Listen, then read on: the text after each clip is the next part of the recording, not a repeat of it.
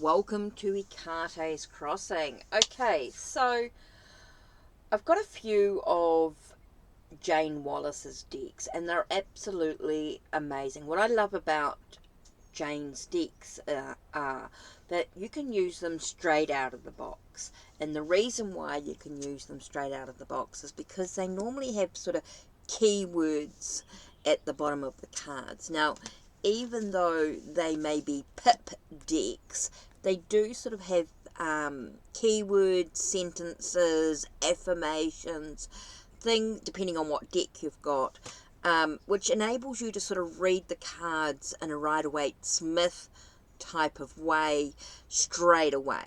There's no problem there. Straight out of the box, you can read the cards. Now, you want to get to know your deck. Now, the best way to sort of get to know your deck to begin with is to have a look at the guidebook.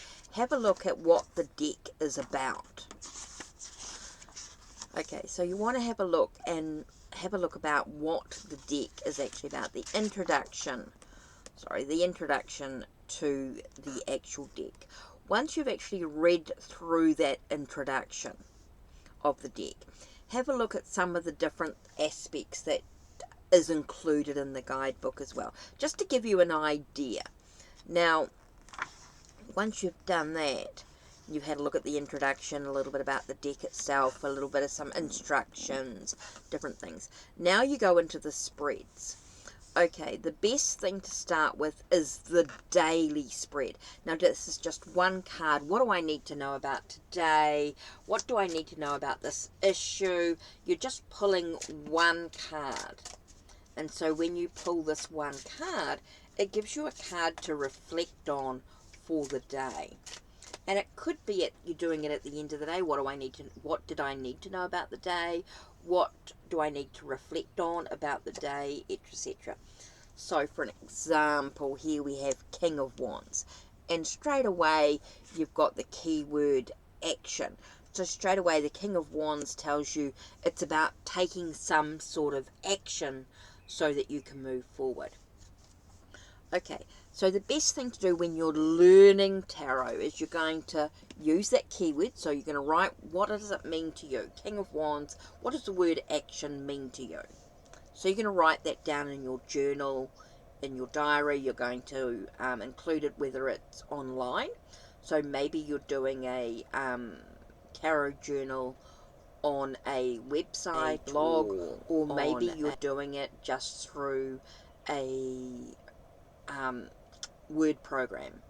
Okay, so you're just going to write down, what does action mean to you? What does the King of Wands mean to you? What does he say about things? And then what you're going to do is you're going to go to the guidebook. So once you've written down your own thoughts, your own perspectives about what the King means to you. Now, King to me is that mature energy. He's very action orientated. He's very practical and logical. Analyzes. He's able to he's a solution finder. It's that sort of energy going on there.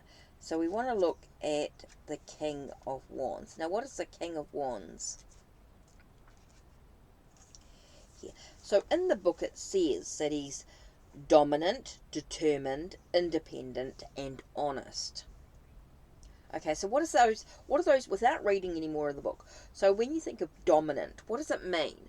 That he's quite strong. He's quite, in a bit of a power play sort of energy, right? He's quite determined. He's quite focused on what he wants to do. He's quite controlling. He's very independent. He doesn't like to be told what to do by other people. He's the leader. He's very much in control. But it also talks about being honest. So maybe he's someone who's very, he has integrity. He's very honest about what he chooses to do. Okay, so you've looked at that. So you've written down what your thought in regards to action is, what you think the King means in Wands, King of Wands.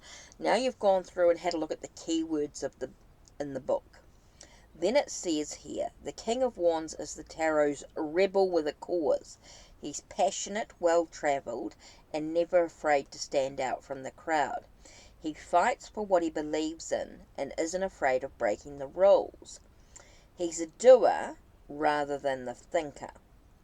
He thrives on excitement and adventure and is a natural-born leader who doesn't bow down to anyone.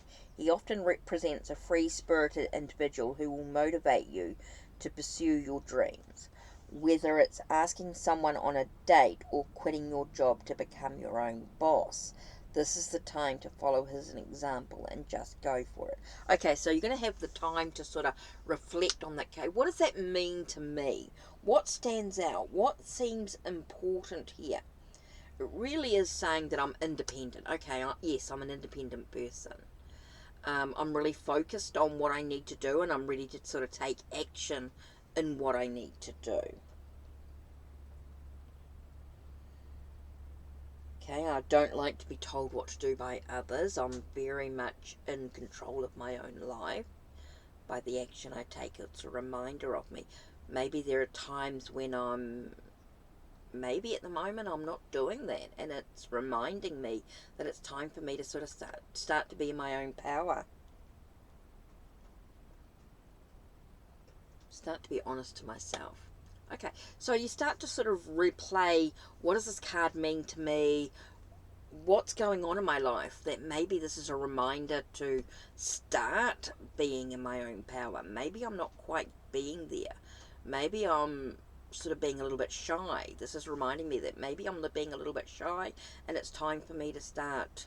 Or maybe I'm not really taking the action that I should be. I'm procrastinating, and it's time for me to start taking some action. Okay, so that's something I need to think about today. So this is what you're going to do over the week, is just pull a card, think about the keyword that's on the card, think about the title of the card, and then go to the book and have a look and see what it says in the keywords.